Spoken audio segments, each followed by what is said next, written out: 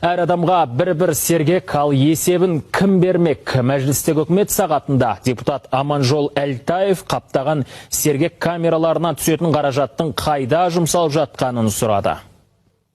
Қайда барсаң қорқыттың көрі дегендей, Астана қаласында әр адамға бір сергек камерасы болып кетті.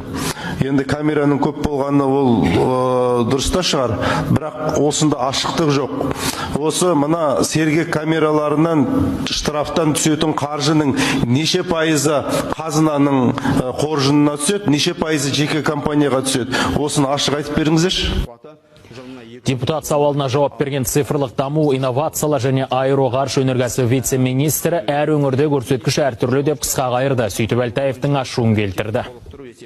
Все штрафы идут. Айыппұлдардан түскен қаражаттың бәрі де бюджетке түседі. Шарттар әр өңірде әртүрлі. Әр өңірде мемлекеттік жекешелік әріптестіктің қалай орнатылғанына байланысты. Демек, ол шарттарды әкімдіктер камераларды орнатып, инвестицияны қайтару, операциялық шығындарды өтеу бойынша конкурс негізінде жасаған. Неге жасырып отырсыз? Анық айтсаңызшы, орташа есеппен бірінші пайызы қазынаға түседі, бірінші пайызы жеке компанияға түседі деп. Айтсаңызшы, Астана қаласы бойынша қанша пайызы түседі?